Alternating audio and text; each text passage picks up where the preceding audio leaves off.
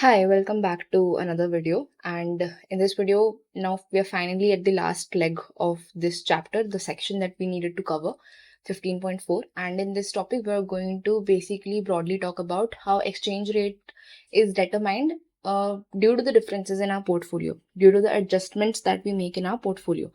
अभी तक हमने पूरा model the entire model that we have built, हमने मनी डिमांड देखा है, हमने डोमेस्टिक बॉन्ड देखा, हमने फॉरेन बॉन्ड्स देखा है ना, हमने इंटरेस्ट रेट्स को कंसिडरेशन में लिया है, be it the interest rate of the domestic nation or the interest rate of the foreign nation, but we have taken interest rates into consideration. हमने expectations की बात की है and we have talked about risk. अब तक हमने ये सारी चीज़ें डिस्कस कर ली हैं, बट अभी the question that remains is that what happens when something in the economy changes. हमने अभी इकोनॉमी के अंदर कोई चेंज की एज सच बात नहीं की है कि मान लेते हैं इकोनॉमी में कुछ इंटरनल चेंजेस होते हैं तो क्या होता है. तो अभी हम उन एडजस्टमेंट्स की बात करने वाले हैं. Okay, so let us take an example first and try to understand कि किसी भी कंट्री में जो भी मॉनेटरी अथॉरिटी होती है, the central bank is mostly the monetary authority in any country, right. So अभी हम कोई सी भी मॉनेटरी अथॉरिटी अगर कंसिडर करें, इस केस में सेंट्रल बैंक, तो the central bank in the economy what it has done it is that open market operation हुई है इकोनॉमी में. What is open market operation? Do we remember what is open market operation? So open market operations में we see buying and selling of bonds, and the buying and selling of bond is done by the monetary authority itself. तो हम देखते हैं buying and selling of bonds, ठीक है, government bonds की buying और selling होती है when we're talking about open market operation. So open market operations are done in the first place to change the money supply in the economy. ठीक है, to change, bring in change in the money supply in the economy. This is why open market operations are done by the central bank of any country, right? So buying and selling of bonds are taking place in this case. Now हमारे example में let us assume that जो हमारा central bank था, central bank this sells bonds, ठीक है, ये अभी economy में बॉन्ड्स की सप्लाई इंक्रीज कर रहा है, it is selling out bonds. So अगर central bank is selling bonds, so people will be buying bonds using money. Money use करके people will be buying bonds, है ना, people will buy bonds and they will use what, money, to buy bonds. तो money supply को क्या होगा economy में, क्योंकि सारे लोग बॉन्ड्स खरीद रहे हैं, उसके बदले में people are giving out money, so money supply in the economy would fall. So this is an example of when we are selling bonds and money supply is decreasing. Open market contraction and open market expansion, there are two things that are happening, ठीक है. So this case money supply is falling, it's an example of open market contraction, ठीक है. money supply decrease हो गई, people have given money to buy bonds, तो money जो circulation में है, money supply that has fallen, ठीक है, money supply has decreased. Now अगर मनी सप्लाई डिक्रीज हुई है एंड बहुत सारे बॉन्ड्स की सप्लाई, मनी सप्लाई डिक्रीज होने का मतलब है कि बॉन्ड्स की सप्लाई तो इकोनॉमी में इंक्रीज हुई होगी, क्योंकि बहुत ज़्यादा लोगों ने बॉन्ड्स खरीदे हैं, तो बॉन्ड्स की सप्लाई इकोनॉमी में इंक्रीज हो गई है. जब बॉन्ड्स की सप्लाई इंक्रीज हो गई है तो what is going to happen to bond prices? Can someone tell me bond के प्राइस को क्या होगा? Bond price is also going to fall, bond का प्राइस भी फॉल हो जाएगा, क्योंकि the supply of bonds has increase many fold, तो बॉन्ड की प्राइसेस जो हैं वो फॉल होने वाली हैं. जब बॉन्ड की प्राइस, किसी भी बॉन्ड की ये प्रॉपर्टी है कि अगर उसका प्राइस जो है, if the price has fallen, what happens to the interest that the bond gives you? Interest rate को क्या होगा? इंटरेस्ट रेट बढ़ेगा. अगर मुझे उस बॉन्ड को खरीदने में बहुत कम पैसे लग रहे हैं, the price of the bond has fallen, so in return I will be getting more interest rate out of it. The interest rate that the bond is going to give me, that interest rate is going to rise, ठीक है. तो bonds बहुत ज़्यादा supply हुए, उनकी prices fall हुई हैं, ठीक है, बॉन्ड की प्राइसेस फॉल हुई हैं, और उसकी वजह से बॉन्ड प्राइस के फॉल होने की वजह से इंटरेस्ट रेट हैज़ इंक्रीज्ड, ठीक है. So bonds became cheap to me, ठीक है, बॉन्ड्स चीपर हो गए इकोनॉमी में, और उनका जो रिटर्न जो था वो बढ़ गया ऑन द बॉन्ड्स, ठीक है. अब मुझे एक बात बताओ कि इस पूरे सिनेरियो की वजह से what will be the changes that I will be seeing in my portfolio, ठीक है, बिकॉज अल्टीमेटली मुझे मेरा पोर्टफोलियो मैटर करता है. Now tell me something, portfolio में हमारे पास क्या क्या था? हमारे पास we had M, we had D and we have F, ठीक है. So because interest rate finally जाके बढ़ गया है बॉन्ड्स पे, है ना, हम यहाँ पे हम देख सकते हैं कि इंटरेस्ट रेट बॉन्ड पे बढ़ा था, क्योंकि बॉन्ड की प्राइस डिक्रीज हो गई थी. And all of this started happening why?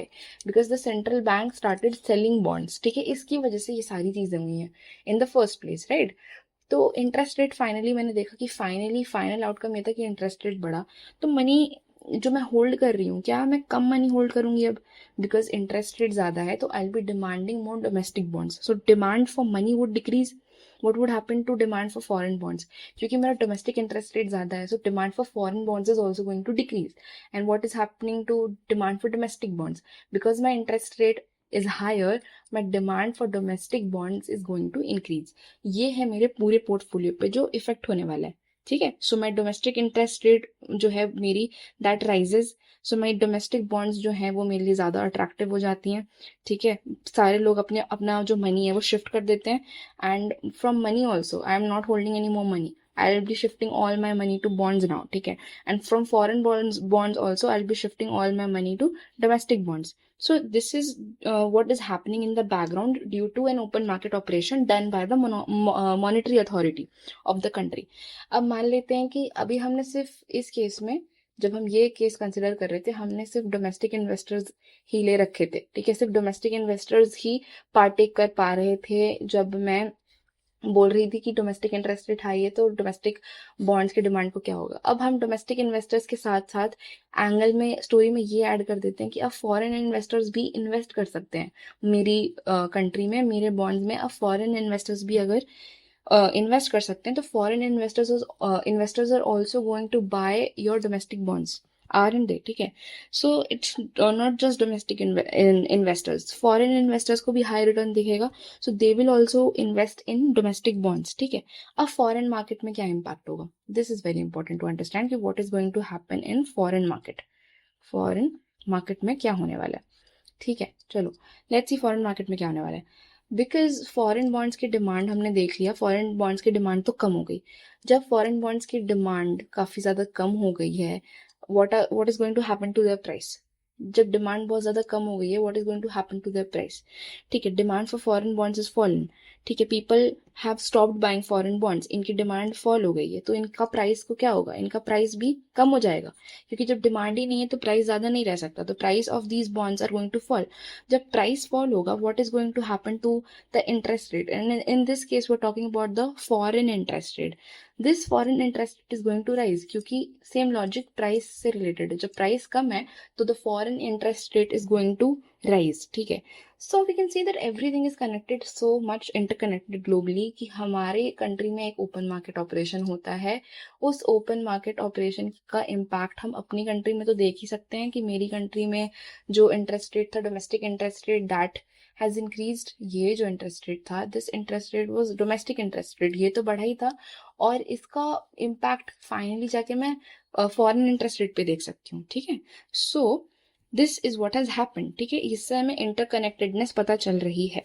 Now अब हम एक्सचेंज रेट पे इफेक्ट देख लेते हैं कि इन सब चीज़ों का एक्सचेंज रेट पे क्या इफेक्ट पड़ता है. Quickly we will summarize this. Exchange rate पे क्या फर्क पड़ता है.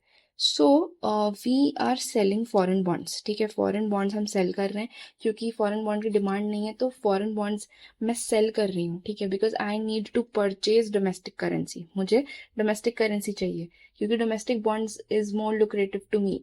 ठीक है, ये जो फाइनल आउटकम हुआ है, ये तब हुआ है जब हमने ये देख लिया था, पहला स्टेप ये था कि डोमेस्टिक इंटरेस्ट रेट बढ़े.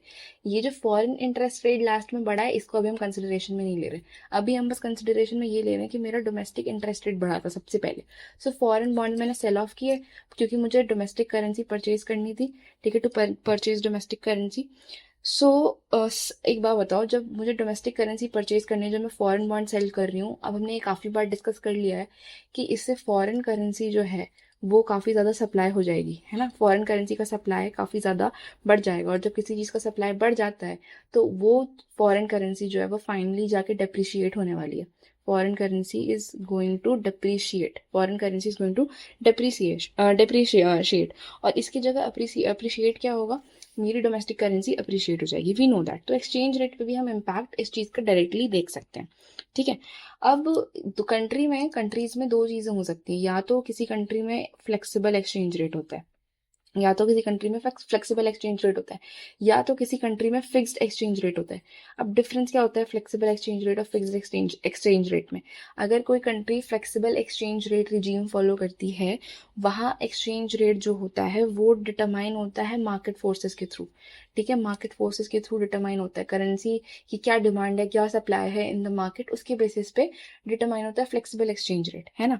तो फ्लेक्सिबल अगर एक्सचेंज रेट है वो मार्केट फोर्सेस के थ्रू डिटरमाइन होता है, तो उस केस में तो मैं क्लियरली बोल सकती हूँ कि मेरी करेंसी वैसी कंट्री में तो अप्रिशिएट हो जाएगी जिस कंट्री में मेरे पास फ्लेक्सिबल एक्सचेंज रेट है, वहां पे तो मेरी करेंसी पक्का ही अप्रिशिएट होगी।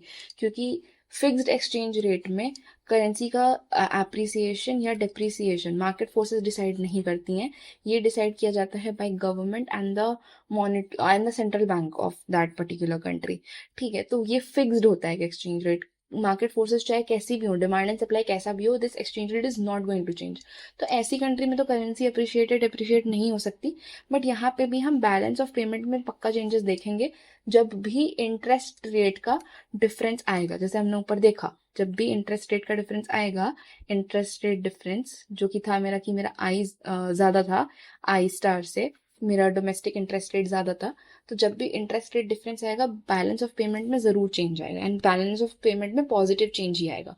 तो फिक्स्ड एक्सचेंज रेट रिजीम वाली कंट्रीज में I will see that in countries में I be looking at a BOP surplus, balance of payment surplus I be looking eight.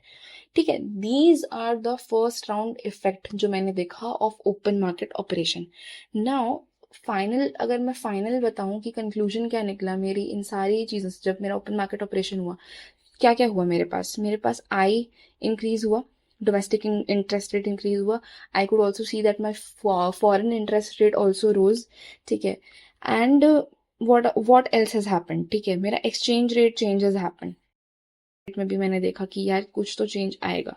Exchange rate में मैंने क्या चेंज देखा, एक्सचेंज रेट में did I see that my domestic currency appreciated. ठीक है, so are my expectations also changing with first round में जब मेरा ओपन मार्केट ऑपरेशन हुआ था, उसके साथ मेरा एक्सचेंज रेट चेंज भी हुआ है, सो मेरी करेंसी अप्रिशिएट हो गई है। अब एक बात बताओ, डोमेस्टिक करेंसी फर्स्ट राउंड में तो अप्रिशिएट हो गई, डोमेस्टिक करेंसी मैंने देखा फर्स्ट राउंड में तो अप्रिशिएट हो गई। मुझे एक बात बताओ कि अगर एक बार अप्रिसिएशन ऑलरेडी हो चुका है, तो क्या लोग फ्यूचर में और अप्रिसिएशन एक्सपेक्ट करेंगे? लॉजिकली देखा जाए तो नहीं होता है ऐसा। लोग फ्यूचर में जाके अब सोचेंगे कि फ्यूचर में डेप्रिसिएशन आएगा करेंसी में, now it is not going to appreciate any further, given that it is already appreciated in the first round, so people would be expecting a future depreciation of that currency. So in this case my expected appreciation changes I'll be seeing, है ना। और इसके साथ साथ I also भी seeing my risk premium changes. Now why risk premium changes? क्योंकि एक currency is going to depreciate, now the second currency will increase in the next round, so there will be risk premium changes, given that एक करेंसी एक time पे जब ज्यादा risky थी, वो फिर उसका रिस्कीनेस कम होगा, तो मेरा रिस्क प्रीमियम भी उस बेसिस पे चेंज होगा। और एक्सपेक्टेड अप्रिसिएशन चेंज मैंने समझा दिया कि एक बार जब करेंसी ऑलरेडी अप्रिशिएट हो गई, तो सेकंड राउंड में वो अप्रिशिएट होने की जगह people expect that it is going to depreciate। ठीक है, सो इन सब फैक्टर्स को भी कंसिडरेशन में लेके our final goal is to always achieve equilibrium, जहाँ पे मैं देखूंगी, जो हम बहुत बार डिस्कस कर चुके हैं, कि सारे मार्केट्स जो हैं, 3 मार्केट्स हैं मेरे पास। I have the money market, ठीक है, I have the bond market, and I have the forex market, foreign exchange rate market. ठीक है, आई हैव 3 मार्केट्स, और इन सब में जो है ना, I need to achieve an equilibrium. ठीक है, simultaneous equilibrium is achieved in all these markets simultaneously सारे markets में at once we see that equilibrium is established। ठीक है, so this is important to understand for us। okay, now एक और चीज, ये इक्वेशन हमें याद रखनी है नो मैटर व्हाट, जो हमने लास्ट वीडियो में डिस्कस किया है, that this is my interest parity, है ना। इंटरेस्ट पैरिटी इस सिचुएशन में भी होल्ड करेगा जब मेरे पास इक्विलिब्रियम होती है, और वो मैंने बताया लास्ट वीडियो में भी कि इंटरेस्ट पैरिटी की सिचुएशन कैसे होती है, कि फॉरेन रिटर्न जो मेरे पास है वो किसके बराबर था। एक जो मेरे पास इंटरेस्ट रेट था, then I had expected appreciation of that currency, and then I divided the risk premium, so foreign return and domestic return, finally जो उनका net return on foreign return and domestic return is actually the same. This we have studied in the last video. तो ये equilibrium condition में भी hold करता है. This interest parity equation also holds in this case. ठीक है, okay.